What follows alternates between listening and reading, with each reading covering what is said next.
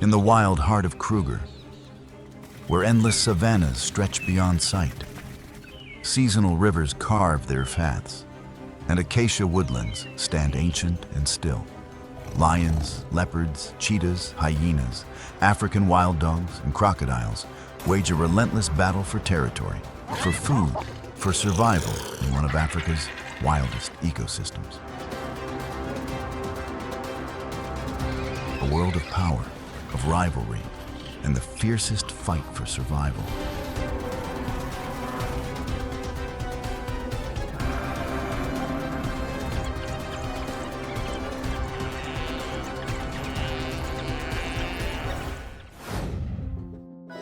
Wild Kruger. If you're looking forward to discovering more incredible mysteries, don't forget to like and subscribe to support the channel and help us bring you more meaningful journeys into the wild. And now, let's begin the journey. Across the northeastern corner of South Africa lies a wilderness shaped not by a single ruler, but by the changing presence of water.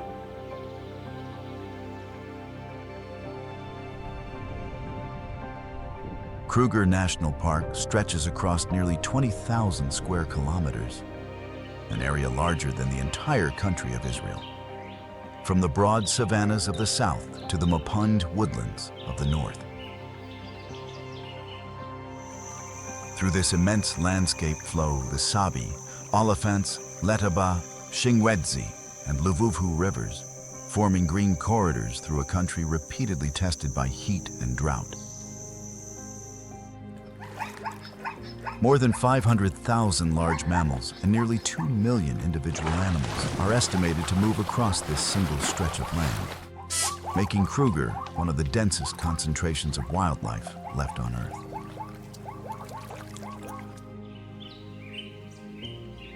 During the rainy season, thunderstorms roll across the plains, awakening dormant seeds and covering the earth with new grass.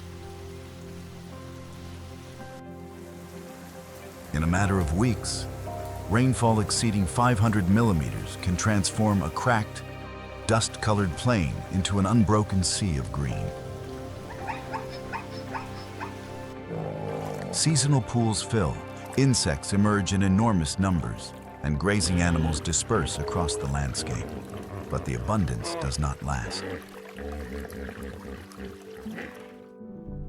As the months pass, temperatures can climb past 40 degrees Celsius or 104 degrees Fahrenheit.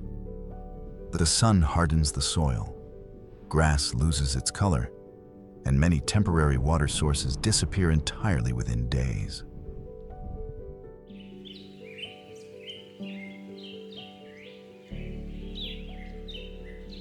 Life begins to contract toward the permanent rivers and roughly 300 artificial waterholes that remain the only reliable lifelines across the dry season.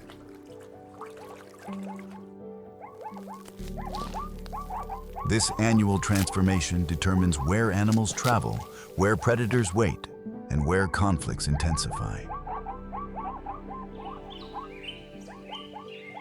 On the open plains near Satara, herds of zebra, wildebeest, and antelope gather wherever grass remains nutritious. Along the lower Sabi River, elephants, buffaloes, hippos, crocodiles, and countless birds converge upon the same narrow ribbon of water, sometimes bringing more than a dozen species within sight of one another at once.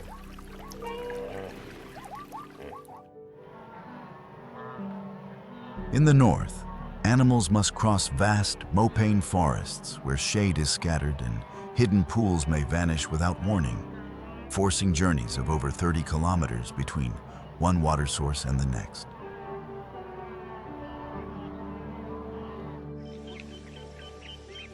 Kruger is not simply a collection of animals living side by side. It is an interconnected system in which every movement produces consequences. Elephants open paths through dense vegetation. Vultures remove diseased tissue before pathogens can spread. Predators influence where herbivores graze, while herbivores determine which plants dominate the plains. Even the death of a single buffalo can sustain lions, hyenas, jackals, vultures, beetles, and microorganisms. A single carcass weighing several hundred kilograms can be reduced to bone within 24 hours once every scavenger has taken its share.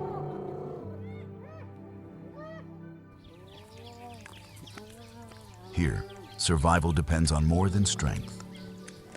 It requires timing, memory, cooperation, restraint, and the ability to respond to a landscape that never remains unchanged for long.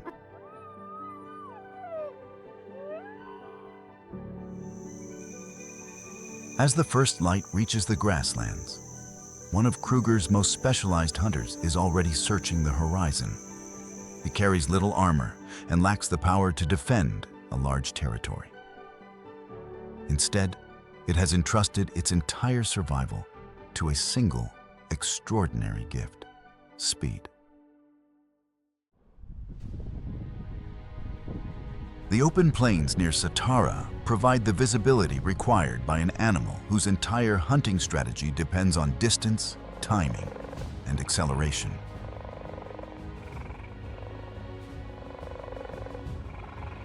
Moving quietly through the pale grass, the cheetah appears almost fragile compared with the heavier predators of Kruger, weighing only around 40 kilograms or 88 pounds, less than half the weight of a lioness.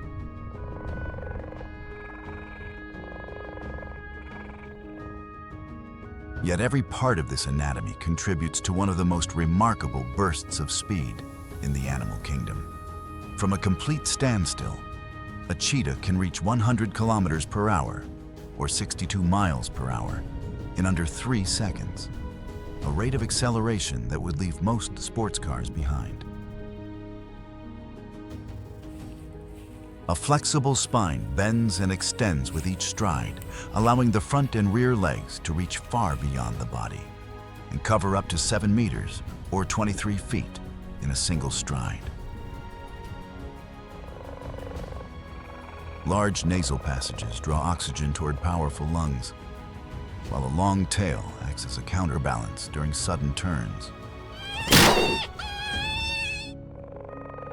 Semi-retractable claws provide additional grip against loose soil, functioning more like the cleats of a running shoe than the hidden weapons of other cats. Speed alone, however, cannot guarantee success. The cheetah must first approach without being detected. From a low position, it studies a herd of impala or a group of young gazelles, searching for an individual standing slightly apart. Tall grass hides its body, but the hunter must also account for wind direction and the dozens of eyes scanning the plain. Once the target is selected, the cheetah begins its approach. It pauses whenever the herd becomes alert and advances again when the animals return to feeding. The ideal striking distance is often less than 50 meters or 164 feet. From farther away, the chase may consume too much energy before the cheetah can close the gap. And in nearly half of all attempts, the prey escapes before the cheetah is even within reach. The moment of attack is sudden. The cheetah surges forward, and within those first few seconds, its heart rate can more than triple.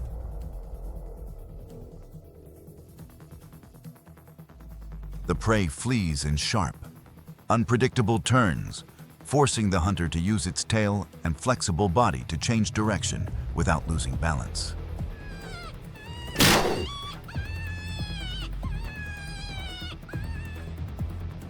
Rather than immediately attempting to bite, the cheetah often uses a forepaw to disrupt the prey's stride. Once the animal falls, the cat clamps its jaws around the throat and waits for resistance to cease.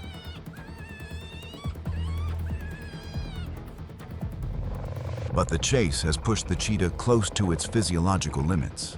Its breathing rate can surge past 150 breaths per minute, and its core body temperature can climb toward 40 degrees Celsius or 104 degrees Fahrenheit, dangerously close to the threshold of organ failure.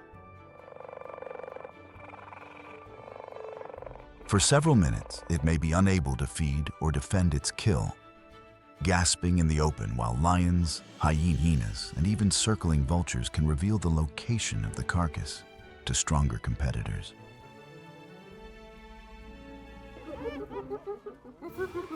This vulnerability explains why many cheetahs hunt during daylight, when lions and hyenas are often less active.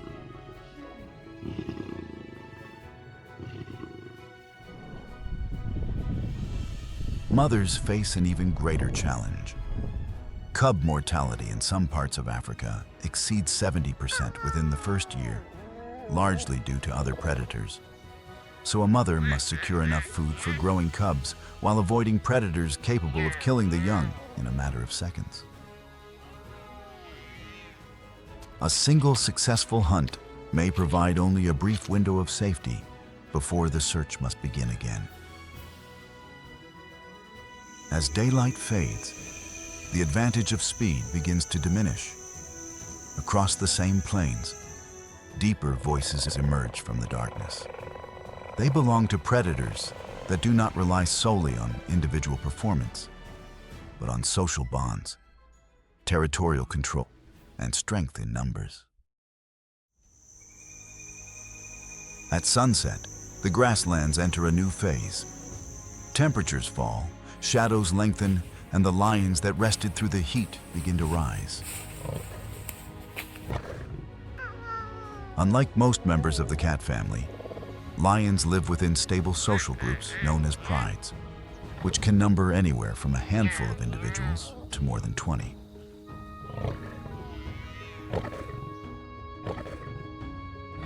This structure allows them to defend territory, raise cubs cooperatively, and confront prey that would be difficult for a solitary hunter to overcome. The permanent core of a pride is usually formed by related females. Mothers, daughters, sisters, and aunts may remain together for much of their lives.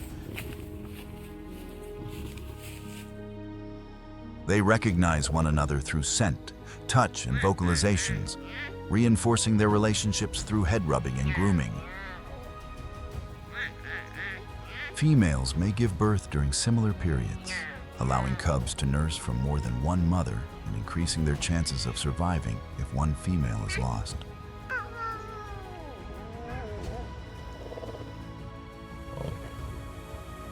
Adult males often enter the pride as a coalition. These coalitions may consist of brothers or unrelated males that formed an alliance while young. By cooperating, they are better able to displace rivals and defend a territory that can span over 200 square kilometers, or roughly 77 square miles. Their tenure is rarely permanent, often lasting only 2 to 3 years before younger challengers arrive, and territorial control may be decided through intimidation, roaring, or direct combat. The lion's roar is one of the most powerful signals in the African night. Specialized, flattened vocal folds allow the sound to reach up to 114 decibels, loud enough to be felt as a vibration in the chest of anyone standing nearby, and to travel up to 8 kilometers or 5 miles under favorable conditions. Pride members use these calls to locate one another after separation, while neighboring lions use them to assess the presence and approximate number of competitors. Before entering unfamiliar territory, lions often stop and listen. A single roar may reveal a lone intruder. Several overlapping voices may warn of a strong coalition.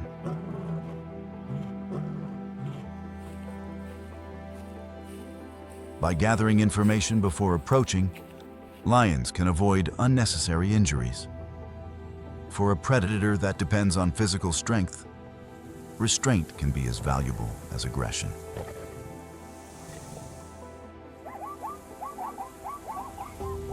Hunting is also cooperative, although not every attempt follows a perfectly coordinated plan.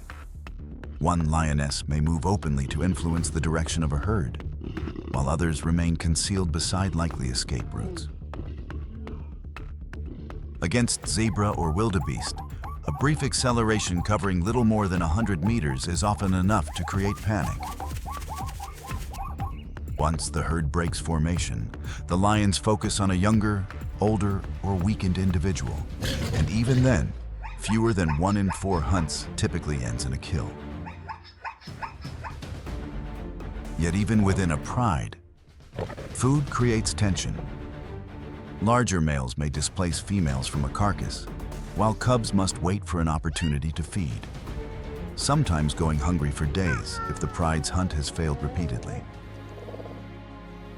The same social system that provides protection can therefore generate competition. As the lions move through the night, their presence alters the behavior of every nearby animal.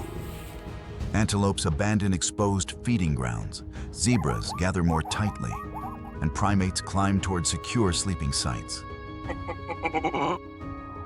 If you had to survive one night alone on these plains, would you rather have a lion's strength, a cheetah's speed, or an elephant's size? Among the woodland residents listening nervously in the dark, few observers respond more vocally to danger than the baboons. As the leopard withdraws deeper into cover, an entirely different sound begins to build across the plains. Not the rustle of stealth, but the heavy thunder of a herd whose defense depends not on hiding, but on sheer, immovable weight.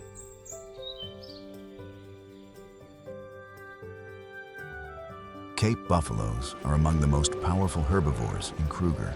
Large bulls may approach 900 kilograms, or nearly a ton, with thick horns joining across the forehead to form a solid shield known as the boss, dense enough to stop a rifle round in some recorded cases.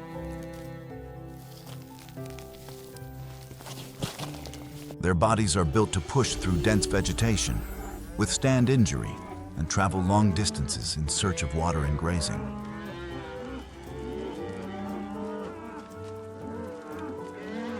Herds may contain hundreds, and in exceptional cases, more than 1,000 individuals.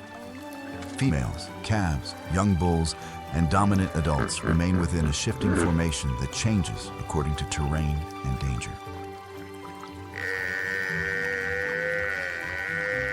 Calves usually move among adults, while stronger buffaloes occupy positions from which they can respond to attack within seconds. Lions are the main predators capable of regularly killing adult buffaloes, but the hunt is among the most dangerous challenges a pride can attempt. Wildlife biologists have documented buffalo horns killing or fatally wounding lions in a substantial share of these encounters.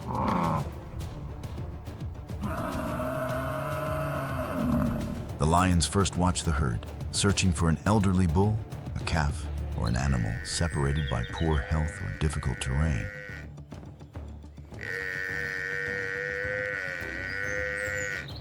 The approach must be careful. A premature rush causes the herd to close ranks or flee as a single mass. When the lions attack, they attempt to create confusion and isolate one animal from the protection of its companions.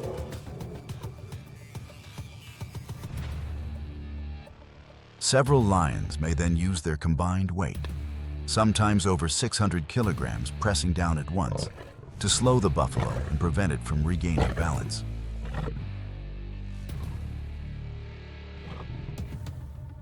The buffalo's resistance can be extraordinary. It swings its horns, turns toward attackers, and attempts to remain standing even while 3 or 4 lions cling to its body. A single strike can seriously injure or kill a lion outright.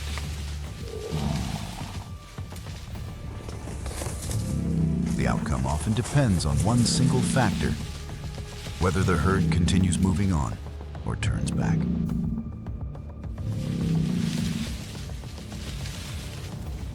Buffaloes are known to respond to the distress of herd members. Adults may circle back and charge the lions as a unit, forcing them to release the victim, a counterattack dramatic enough that lions have been documented fleeing up trees to escape an enraged herd.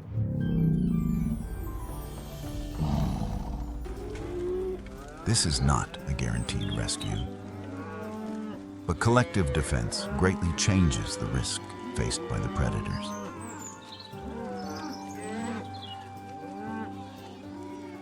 If the buffalo becomes completely separated and exhausted, the lions may eventually bring it down, a process of suffocation by muzzle clamp that can take up to 20 agonizing minutes to complete.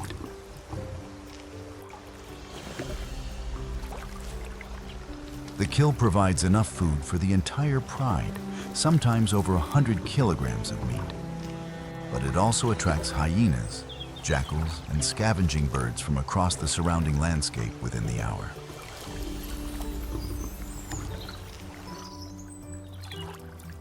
Which do you think holds the real advantage in this fight? The lion's coordinated strength or the buffalo's raw endurance? Let us know in the comments. Nothing is wasted for long in Kruger.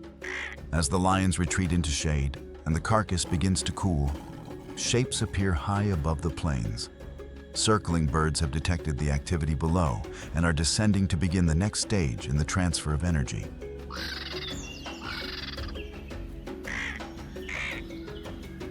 The arrival of vultures transforms the remains of a buffalo into a crowded feeding site. White-backed vultures descend in numbers that can exceed 100 birds at a single carcass, landing with wings extended before moving rapidly toward exposed tissue.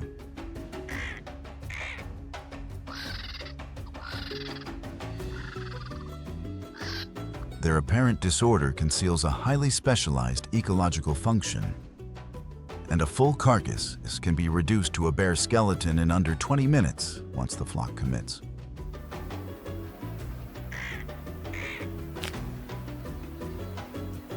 A featherless head and neck allow the birds to reach deep into a carcass without trapping decaying material in dense plumage.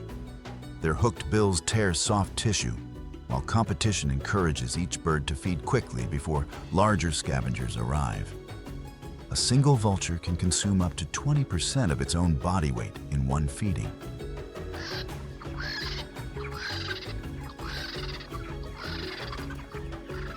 Different scavengers use different parts of a carcass. Some vultures open tough skin, others reach internal organs, and mammalian scavengers break bones or remove larger sections.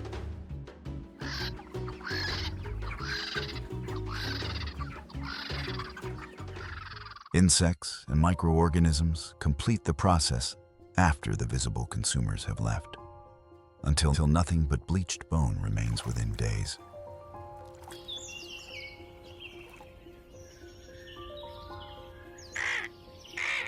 The digestive system of a vulture can tolerate pathogens that would be lethal to many other animals. Stomach acid with a pH low enough to dissolve metal destroys bacteria such as anthrax and cholera present in decomposing flesh.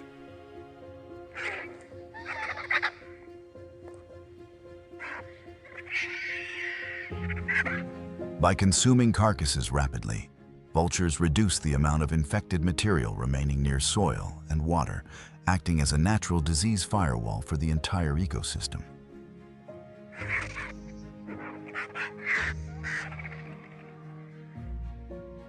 This service is especially important during outbreaks of disease.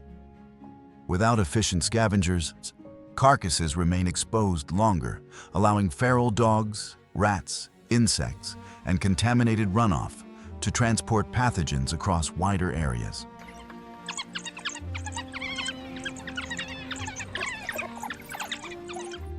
Despite their importance, vultures face catastrophic decline across much of Africa, with some populations having fallen by more than 90% in recent decades. Poisoned carcasses intended for predators can kill dozens of birds at a single feeding site within hours.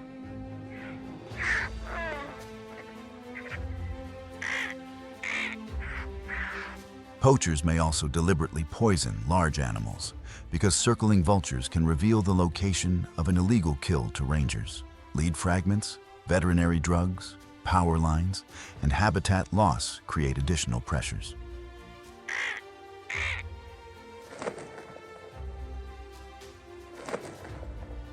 Because vultures reproduce slowly, often raising only a single chick every 1 to 2 years, the death of many adults can affect populations for decades to come.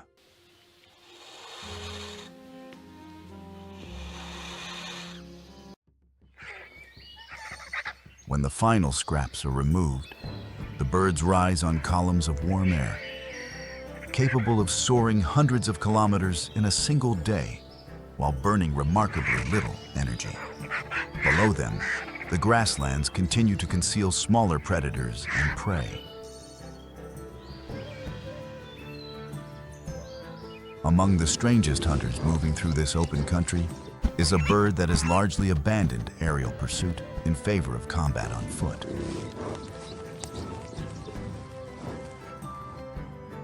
Walking through the grass with deliberate steps, the secretary bird appears unlike any other raptor on Earth. Standing up to 1.3 meters, or 4.3 feet, tall on legs nearly as long as a person's, it lifts its body above low vegetation while dark crest feathers extend behind the head like quills.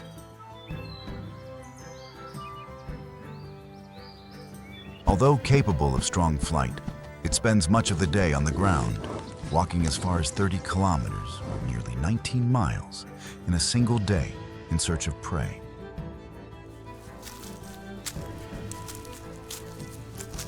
Its diet is broader than its reputation suggests.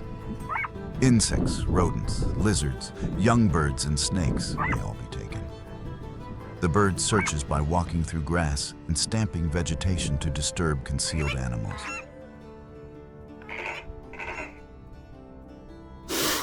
When a snake is detected, the secretary bird does not approach carelessly. It uses its wings for balance and may spread them to a span of over 2 meters to confuse the direction of an incoming strike.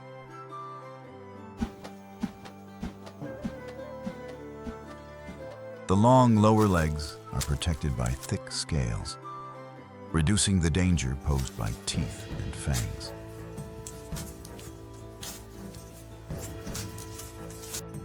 The bird's principal weapon is a rapid downward kick, delivered with a contact time of roughly 15 milliseconds, about 10 times faster than a human eye can blink, and a striking force equal to 5 times the bird's own body weight, enough to crush a snake's skull or spine in a single blow.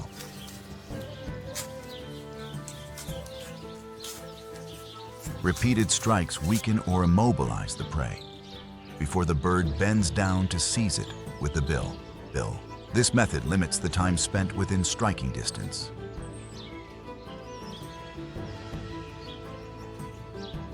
It does not make the secretary bird immune to venom, and a poorly timed attack can still result in injury or death.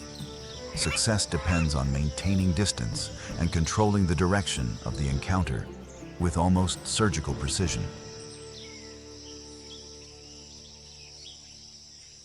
During the dry season, secretary birds may follow the edges of burned areas. Fire removes dense cover and forces insects, rodents, and reptiles into the open. Once the flames have passed, the blackened ground makes movement easier to detect, turning a natural disaster into an effortless buffet.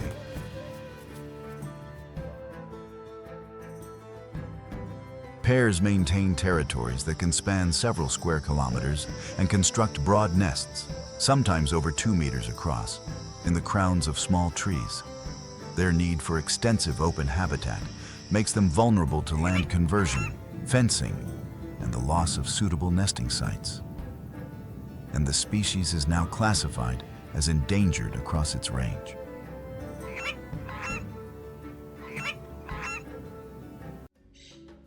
As the secretary bird continues across the plain, the landscape ahead becomes increasingly dry. The animals moving there cannot depend on rainfall alone.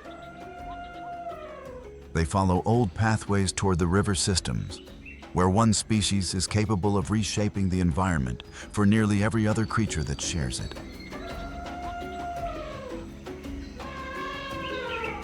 The approach of an elephant herd can be detected long before the animals are visible. Branches crack, leaves shake, and low-frequency calls too deep for the human ear travel for kilometers through vegetation and the ground itself.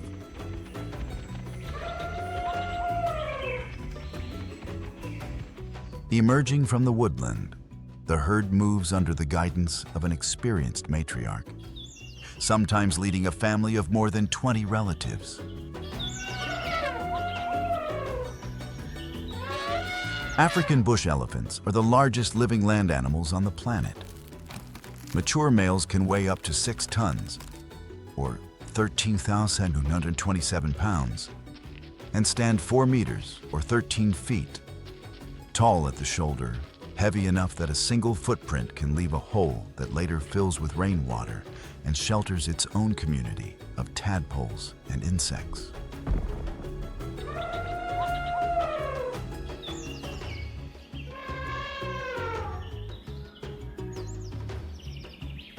Their size protects healthy adults from most predators. But survival still depends on knowledge, particularly during prolonged drought. The matriarch remembers routes between feeding grounds and water sources, information stored within a brain that can weigh up to 5 kilograms, the largest of any land mammal.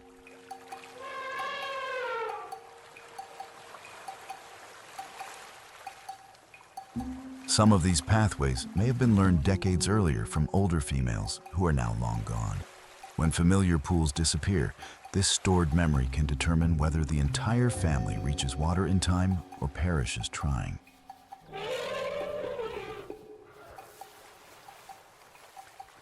Elephants influence the environment wherever they move. They strip bark, break branches, push over trees that have stood for centuries, and trample dense vegetation.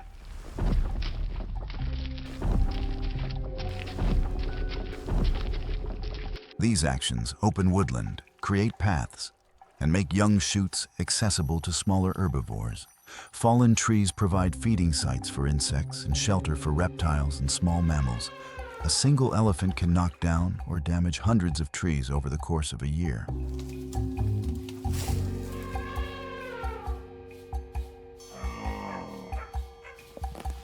During dry periods, elephants dig into sandy riverbeds using their feet, trunks, and tusks, excavating wells more than a meter deep in a matter of minutes.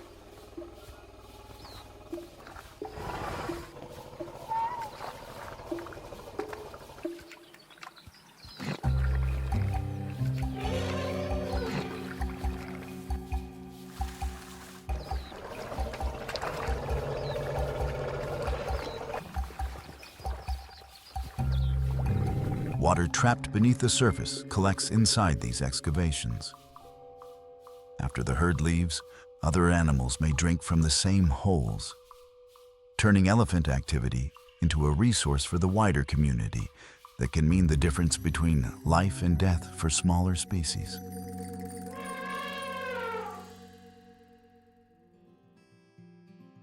Yet the influence of elephants is not always beneficial in unlimited numbers. Kruger's elephant population now exceeds 20,000 individuals, far surpassing the environment's natural carrying capacity.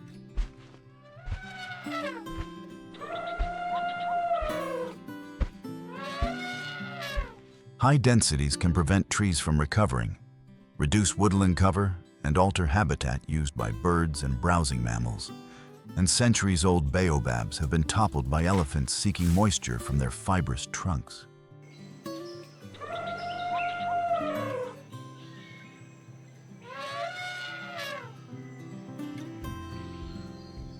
In Kruger, conservation managers must consider both the protection of elephants and the long-term condition of the vegetation.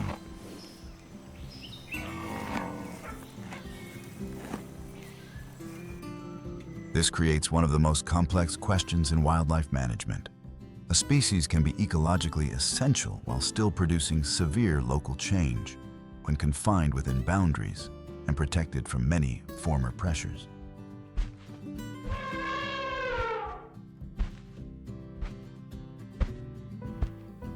At the river, however, these questions disappear briefly beneath the immediate activity of drinking, bathing, and social contact. A single adult can drink up to 200 liters, or 53 gallons, of water in one sitting.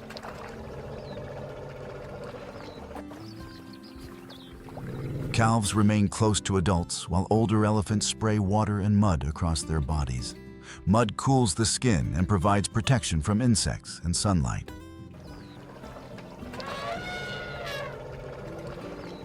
Their arrival rarely goes unnoticed. Hippos occupying the shallows watch the herd closely. Although highly territorial toward almost every other animal, even an adult hippo must carefully judge whether confronting several tons of elephant is worth the risk.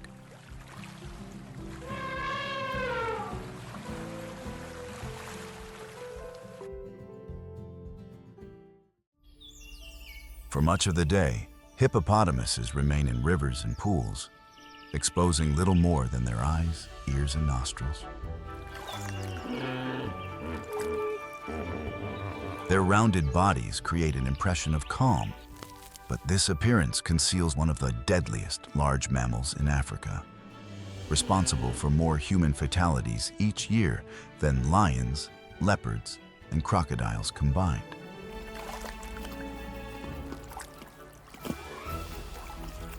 Hippos possess large canine teeth, some exceeding 50 centimeters or nearly 20 inches in length, used primarily in combat rather than feeding.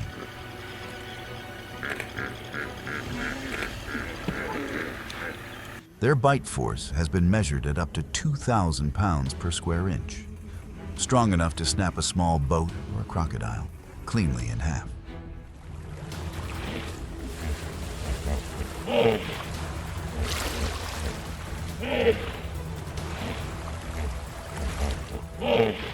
Adult males defend sections of water containing groups of females and calves.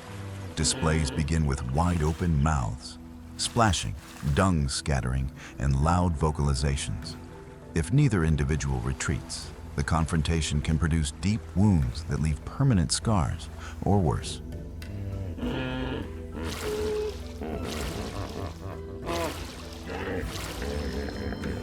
Their skin is sensitive to dehydration and prolonged sunlight. To reduce damage, hippos spend daylight hours in water or mud.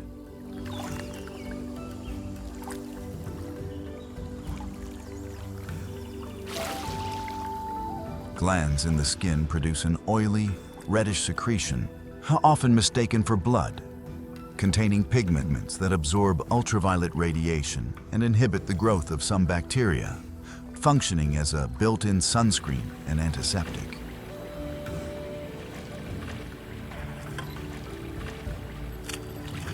Despite their aquatic lifestyle, hippos cannot actually swim in the traditional sense.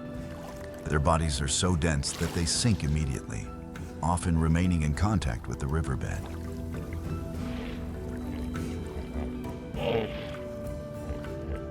They walk, run, or push upward through the water, surfacing automatically to breathe every 3 to 5 minutes, even while fully asleep.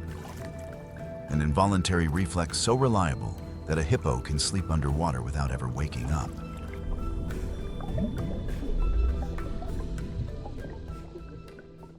At night, they leave the river and follow familiar trails into surrounding grasslands.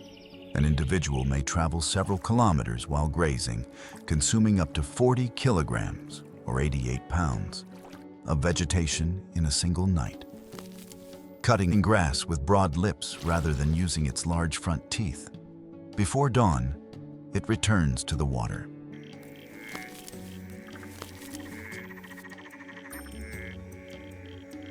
This daily movement transfers nutrients from land into the aquatic system.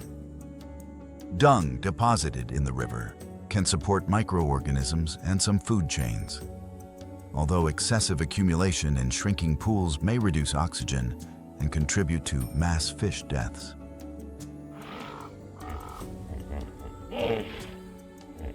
Drought places hippos under extreme pressure. As channels contract, many individuals become concentrated in small areas.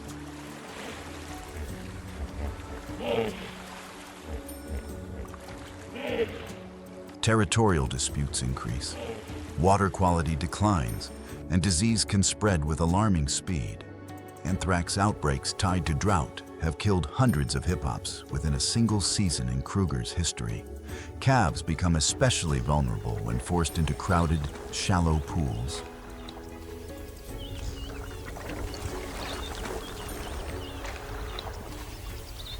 Crocodiles share these habitats, creating a tense coexistence. Large hippos are generally too dangerous to attack, but young calves may attract attention if separated from their mothers. The relationship depends on distance, circumstance, and the willingness of each animal to avoid unnecessary conflict.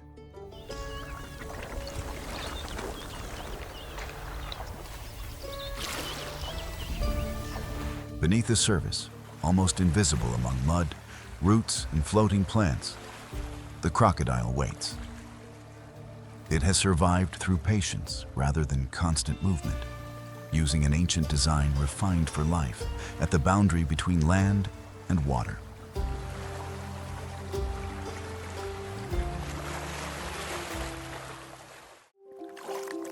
Only the eyes and nostrils of a Nile crocodile may remain visible above the river. The rest of the body lies concealed beneath dark water, supported by powerful limbs and a muscular tail.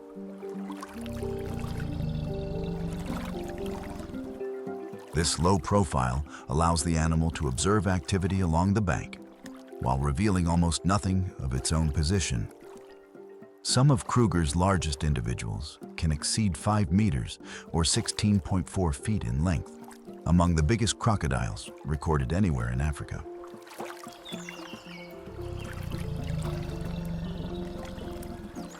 Crocodiles are ectothermic, relying on external heat to regulate body temperature.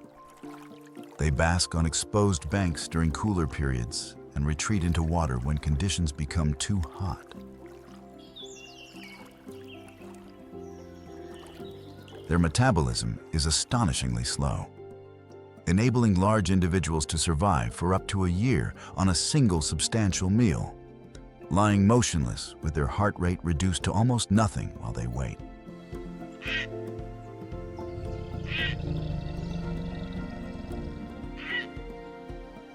The jaws are designed for gripping rather than chewing, closing with a bite force measured at up to 3,700 pounds per square inch. The strongest bite of any living animal ever recorded.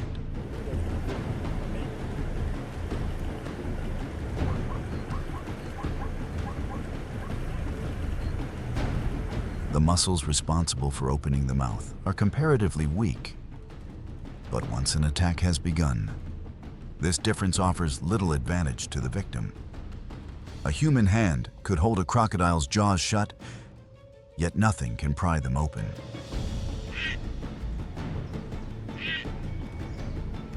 At a drinking site, the crocodile waits for an animal to lower its head or step into deeper water. The final strike is explosive, closing the distance in a fraction of a second.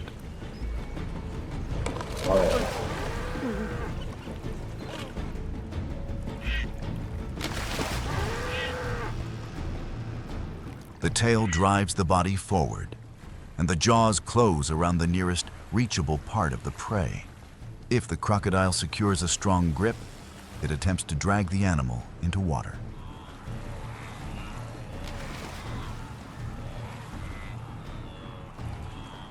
Large prey may be torn apart through rolling movements known as the death roll, in which the crocodile clamps onto tissue and rotates its entire body, using momentum to remove sections small enough to swallow.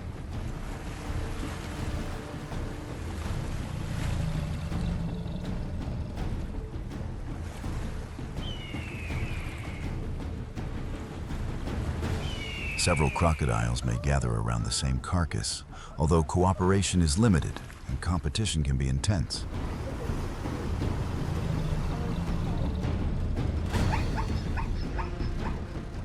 Fish form an important part of the diet, particularly for younger individuals. Crocodiles may position themselves near disturbances caused by hippos, elephants, or wading birds.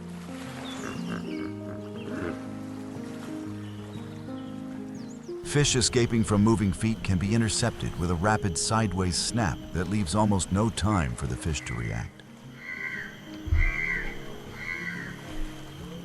Crocodile populations are also affected by conditions beyond the riverbank.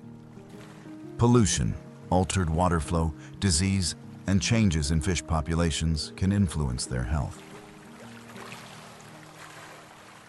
In parts of the Kruger River system, episodes of pansteatitis, a disease linked to contaminated fish, have been associated with severe inflammation and hardening of fatty tissue, reducing the mobility of affected animals and causing mass mortality events in some stretches of river.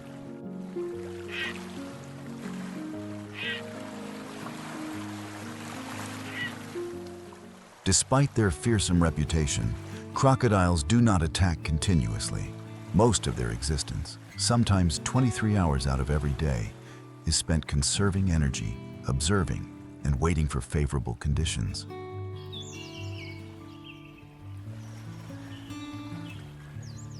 This restraint, more than raw power, is central to their success as a species that has barely changed in 200 million years.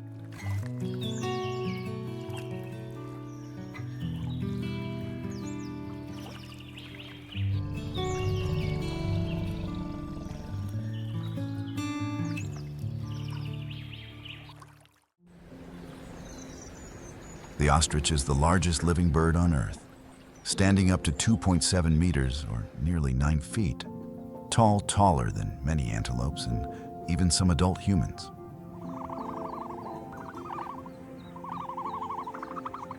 Its wings are too small to lift its heavy body into flight, yet they remain useful for balance, courtship, temperature regulation, and sudden changes of direction while running at speed.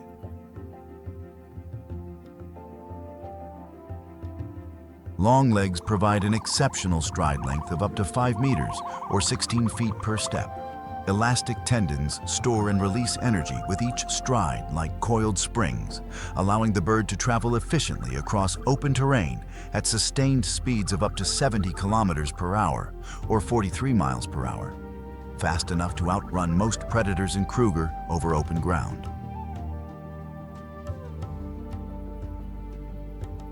Its foot contains only 2 toes, an arrangement that reduces weight at the end of the limb and is unique among birds. The larger inner toe bears much of the body's mass and carries a dagger-like claw up to 10 centimeters or 4 inches long.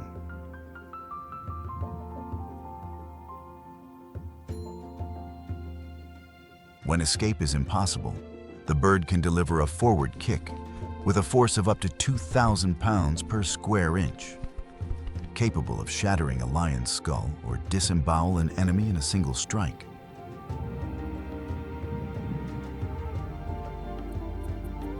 Ostriches often feed near zebras, wildebeest, or antelopes. Their height and excellent vision allow them to detect movement from over a kilometer away, while neighboring mammals provide additional ears and noses. When one species reacts to danger, the others often respond within seconds, creating a shared alarm system across the herd.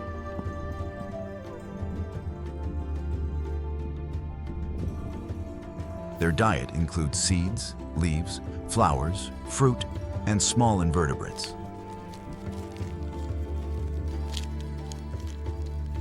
Because they lack teeth, ostriches swallow stones that remain in the muscular gizzard, sometimes carrying over a kilogram of stones in their stomach at once.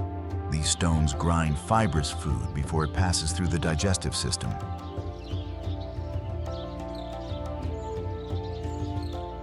During the breeding season, males become more territorial.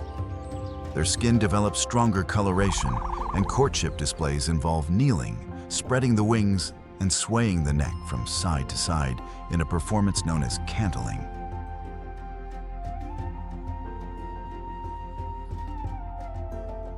Females may lay eggs in a shared nest, creating a clutch that can hold more than 20 eggs guarded by the dominant pair. The male's dark plumage provides camouflage during nighttime incubation, while the female's lighter feathers blend more effectively with the ground during the day. This division reduces the visibility of the nest across changing light conditions throughout the full 24-hour cycle.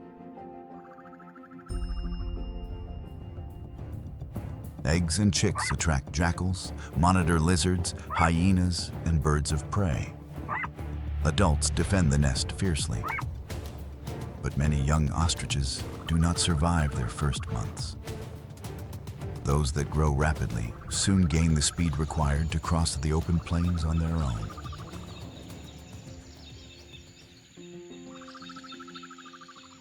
The ostrich depends on visibility. In denser vegetation, another herbivore survives through the opposite strategy. It remains close to cover, moves alone, and can vanish among riverine shadows within seconds. Along wooded rivers and dense drainage lines lives one of Kruger's most secretive antelopes. The bushbuck rarely forms large herds. Adults are usually seen alone or in small temporary associations, feeding close to vegetation into which they can immediately retreat at the first hint of danger.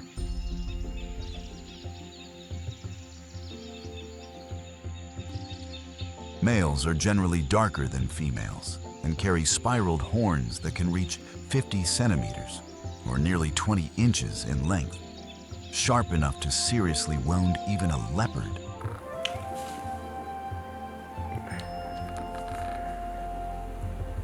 White spots and vertical markings break up the outline of the body beneath filtered sunlight.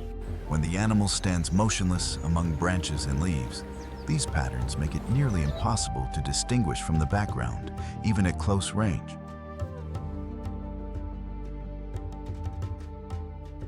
The bushbuck's hindquarters are slightly higher than its shoulders, an anatomy that earns it the nickname the hunchback among rangers, and helps it move through uneven and densely vegetated terrain.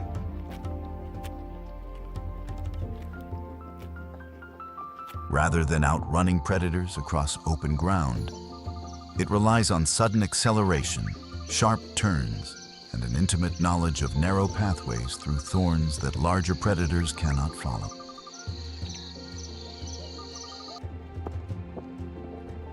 A leopard may detect a bushbuck feeding near the edge of cover. The cat approaches using the vegetation as concealment, while the antelope pauses repeatedly to listen. At the first sign of danger, the bushbuck plunges into the thickest available growth without hesitation.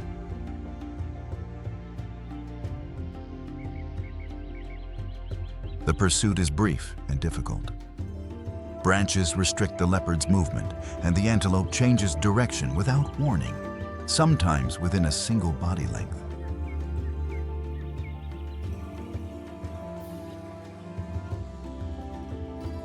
If the predator closes the distance, a male bushbuck may turn and use its horns in defense. Such encounters can injure both animals severely, and there are documented cases of leopards being killed outright by a cornered bushbuck.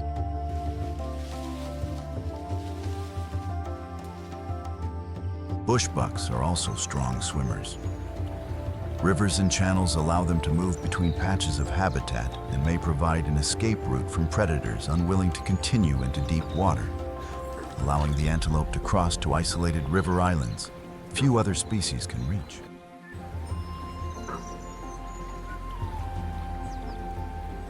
They often feed beneath fruiting trees visited by monkeys. Vervet monkeys and baboons drop fruit, seeds, and leaves while moving through the canopy, unintentionally creating feeding opportunities below.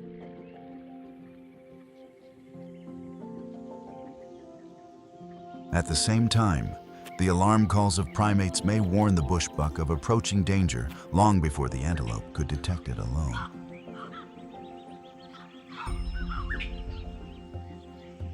This relationship illustrates how animals can influence one another without direct cooperation. The monkeys gain nothing by feeding the antelope, yet their activity changes the availability of food and information within the forest. A quiet partnership neither species chose, but both depend on.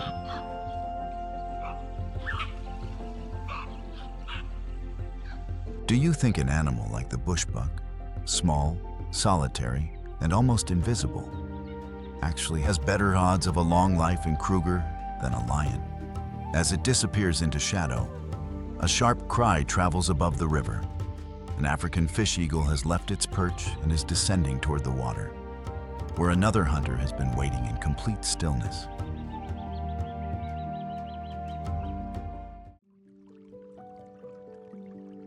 The call of the African fish eagle carries across many of Kruger's rivers and reservoirs, a sound so distinctive it is often described as the true voice of wild Africa.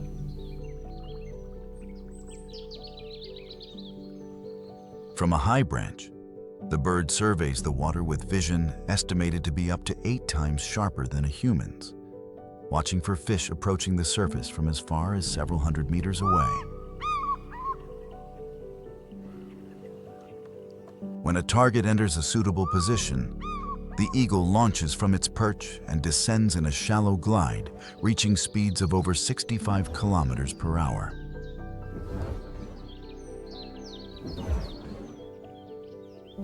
At the final moment, it extends its legs and sweeps the surface with curved talons. Rough, spiny structures beneath the toes improve grip on slippery scales, allowing it to lift a fish weighing up to 2 kilograms or 4.4 pounds, clean out of the water without ever fully landing.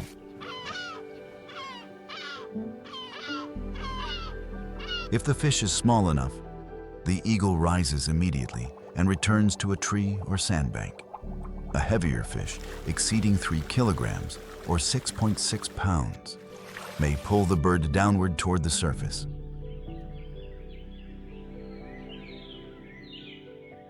In such cases, the eagle can use its wings to row across the water toward shore in an exhausting battle, although an excessively large catch may need to be released to avoid drowning.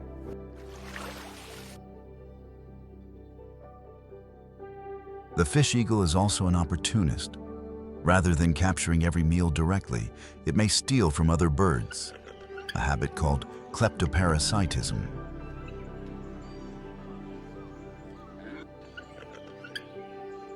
This behavior is particularly effective when another hunter is struggling to control a large fish and cannot defend itself in the air.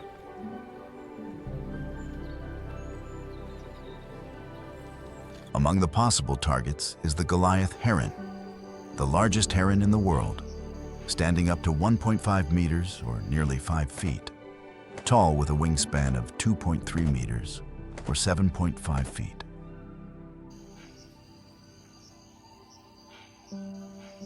Standing in shallow water, it may remain completely motionless for over an hour at a time. The extended legs and narrow body resemble branches, allowing fish to approach without recognizing the danger until it is far too late.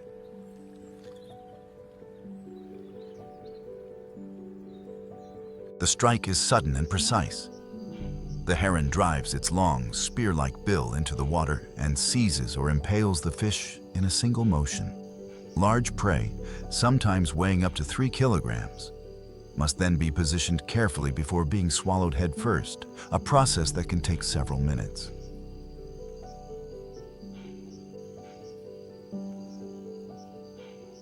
During this vulnerable window, the heron is distracted and unable to escape quickly.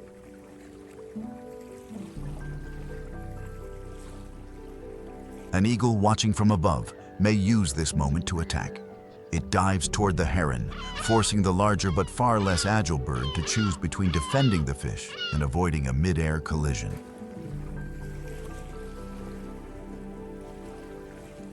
If the heron releases its catch in panic, the eagle can seize it before it ever reaches the water.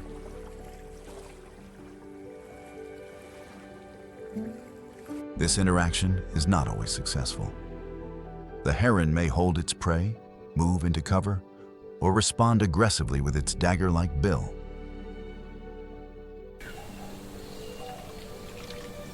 But whenever theft requires less energy than fishing, the attempt is almost always worthwhile for the opportunistic eagle.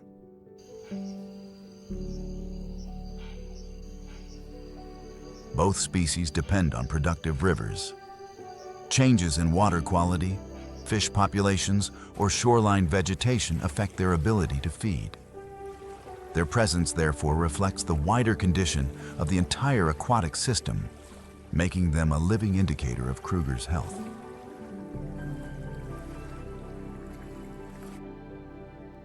Farther north, the riverine forest begins to give way to mopaine woodland.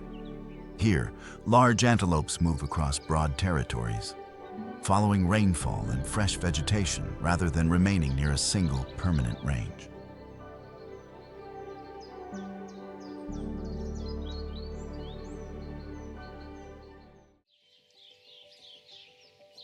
The common eland is the largest antelope in the world.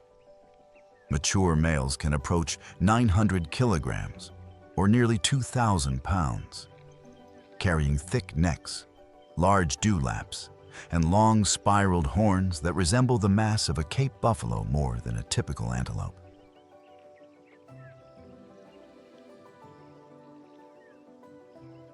Their size and behavior remain distinctly adapted to a mobile life across the African wilderness.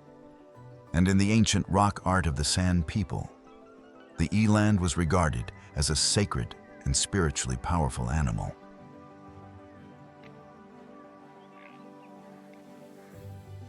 Elands may form herds that change constantly in size and composition, sometimes numbering in the hundreds during migrations.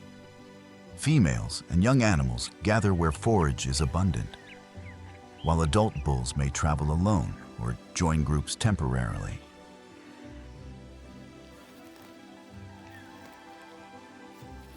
Rather than defending small, permanent territories, they move across areas that can exceed several hundred square kilometers in response to rainfall and vegetation.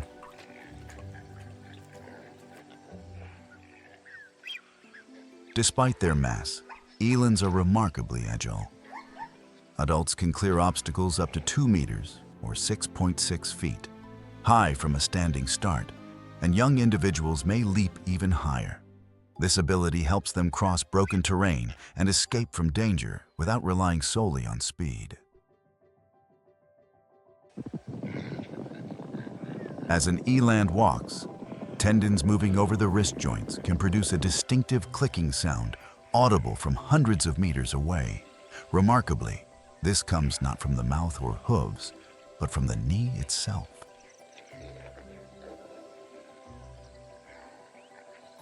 Researchers have suggested that these sounds may broadcast information about body size or condition, allowing individuals to assess a rival or potential mate without ever needing to make visual contact.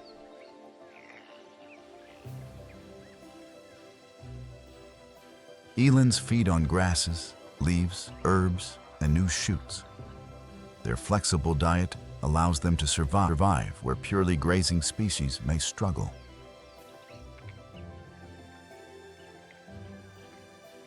During dry periods, they browse shrubs and trees, obtaining moisture from vegetation when free water is scarce, sometimes surviving weeks without drinking at all.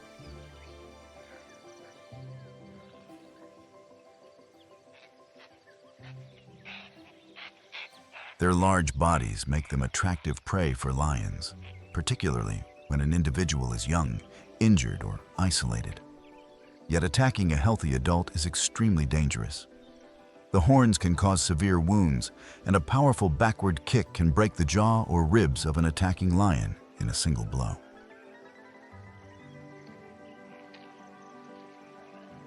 Lions observing a herd must therefore wait for weakness or separation. If no suitable opportunity appears, they conserve energy and search elsewhere. For the elands, remaining alert and staying near other individuals may be enough to prevent an attack from beginning at all.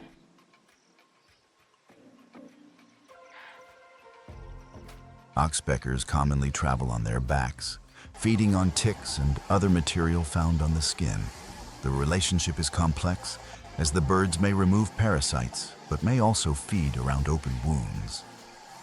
Even so, their sharp calls can provide an early warning when danger approaches, turning a passenger into an unwitting guard.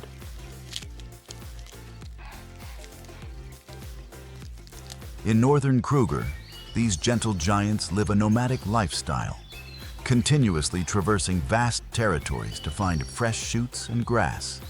And witnessing a herd of elands moving through the early morning mist is a mesmerizing experience that recalls a primeval, wild Africa.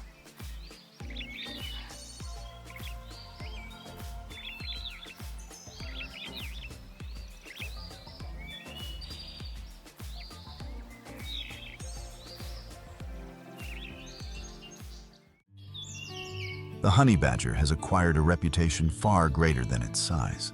The Guinness Book of World Records has officially recognized it as the most fearless animal on Earth.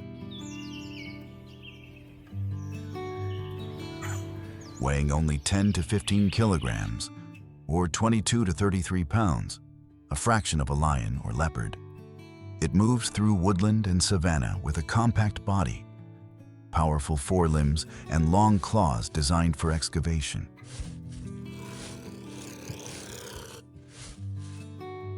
Digging is central to its way of life. Honey badgers open termite mounds, uncover rodents, search for reptiles, and excavate burrows where prey has attempted to hide, sometimes digging through solid ground in under 2 minutes.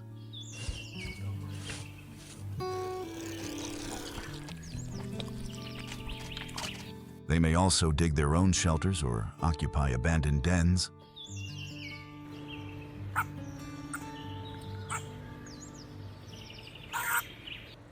Their diet is remarkably varied.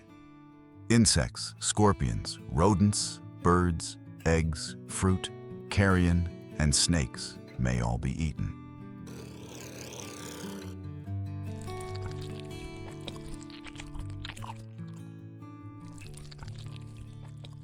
This flexibility allows the animal to continue feeding when any single resource becomes scarce, making it one of the most adaptable carnivores in Kruger.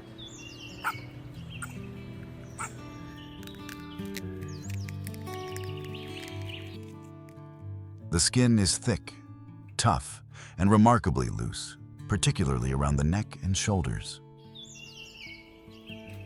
A lion's claws, a leopard's fangs, or a porcupine's sharp quills find it almost impossible to penetrate this biological shield. And more importantly, this skin is incredibly loose.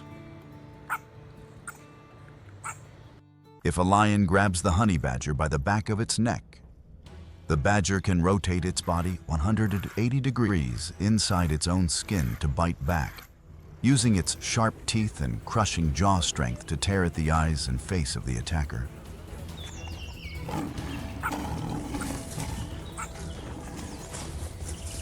Chemical defenses provide an additional deterrent. Scent glands can release a powerful, suffocating secretion when the animal is threatened.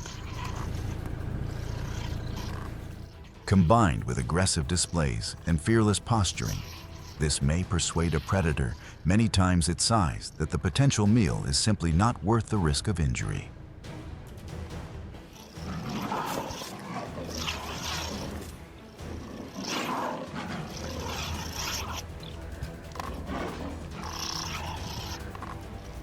Honey badgers sometimes hunt venomous snakes, including cobras and puff adders.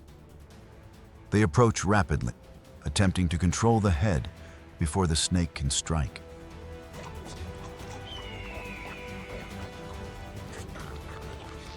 Their physiology may provide partial resistance to some venom components, and there are documented cases of honey badgers falling into a temporary paralysis or coma for hours after a bite, only to wake and finish eating the very snake that failed to kill them.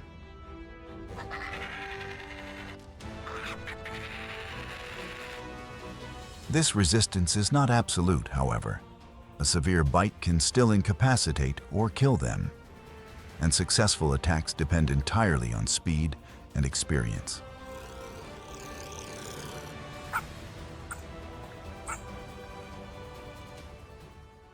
Their high cognitive intelligence also continues to surprise researchers. They are one of the few animal species known to actively use tools, using sticks or stacking logs to reach high beehives.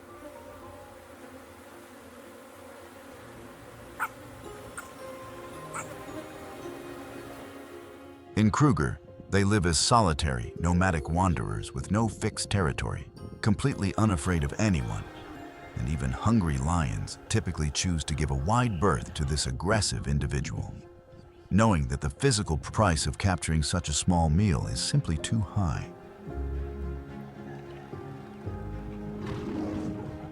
If you could have any one survival trait from this list, the cheetah's speed, the lion's teamwork, the crocodile's patience, or the honey badger's fearlessness, which would you choose? Tell us in the comments below. As darkness spreads across the Mopan forest, the badger disappears beneath the branches. Across Kruger, the day's activity is ending, but the larger cycle continues without pause. Predators begin new hunts, herbivores move toward water, and scavengers wait patiently for what the night will leave behind.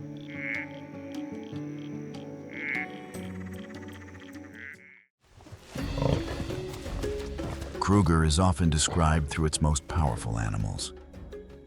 Lions roaring across the plains, elephants moving through woodland, crocodiles wading beneath the rivers, or buffaloes resisting an attack with their very last breath.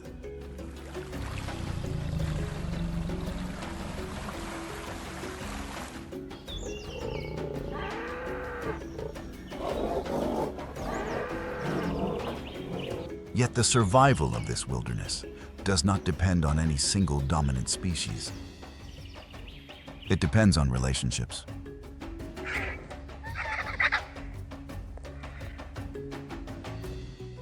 The cheetah requires open ground where acceleration remains possible.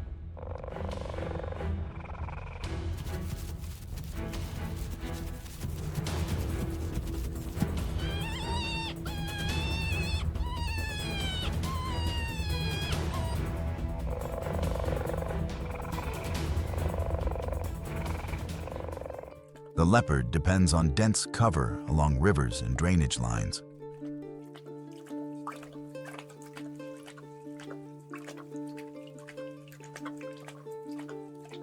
Wild dogs need territories large enough to support a complete pack of a dozen or more.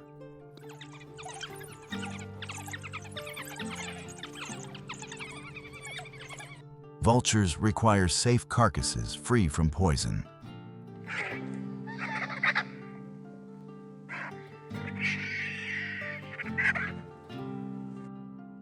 Fish eagles and herons need rivers capable of sustaining healthy fish populations for generations to come.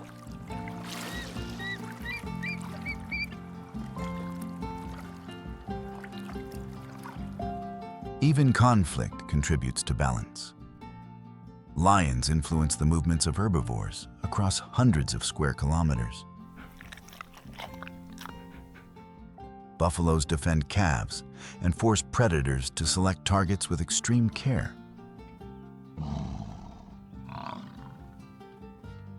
Elephants open pathways and create access to underground water.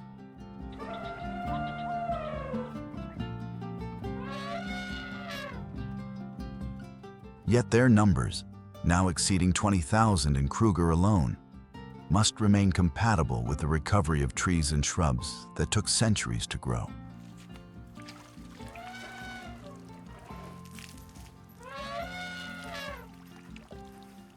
Every adaptation has a cost. The cheetah's speed leaves it exhausted and vulnerable within seconds of a kill.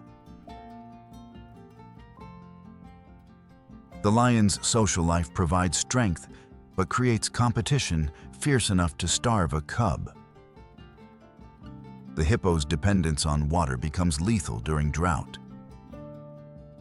The crocodile's slow metabolism allows a year without food, but ties its every movement to the temperature of the world around it. None of these species is perfectly equipped for every situation. Their survival depends entirely on remaining within the environmental limits that shaped them over millions of years of evolution. Today, many of those limits are changing faster than evolution can respond. Droughts can become longer and more severe. Rivers carry pollutants from far beyond protected boundaries. Roads, farms, fences, and settlements restrict the movement of animals that once traveled across landscapes 10 times the size of Kruger itself. Poaching remains a direct and immediate threat to rhinos, elephants, and countless other species. Poisoning intended for one predator can kill entire flocks of vultures within a single afternoon. Diseases moving between domestic animals and wildlife can devastate social predators such as African wild dogs, of which fewer than 700 now remain in this entire ecosystem. Protecting Kruger requires far more than guarding its borders. Rivers must be managed across entire catchments spanning multiple countries. Wildlife corridors must connect protected areas separated by hundreds of kilometers. Communities living near the park must receive meaningful benefits from conservation, reducing the economic pressure that drives conflict and illegal hunting in the first place. Scientific monitoring is equally critical. Population numbers alone do not reveal the complete health of an ecosystem. Researchers must study vegetation, water quality, disease, migration, breeding success, and the changing relationships among species that took millions of years to form and could unravel within a single generation. The story of Kruger is not a tale of endless violence, nor is it a paradise untouched by hardship. It is a living system shaped by competition and cooperation, abundance and scarcity, death and renewal, repeating endlessly beneath the same African sun.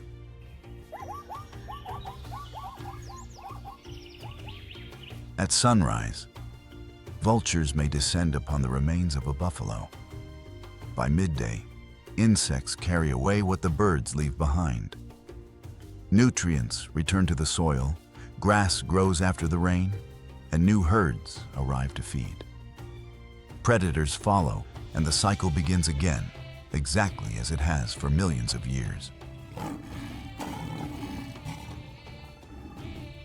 The future of this landscape will be determined by choices made far beyond the paths traveled by lions and elephants. Whether Kruger remains a functioning wilderness will depend entirely on our ability to protect not only its famous animals, but also the rivers, grasslands, woodlands, and ecological connections that quietly sustain them all. To preserve Kruger is to preserve one of the world's last great living networks, a place where every footprint, alarm call, fallen tree, and flowing river remains part of a story far larger than any single species. If this journey through Kruger moved you even slightly, don't forget to like this video and subscribe for more stories from the wild heart of Africa.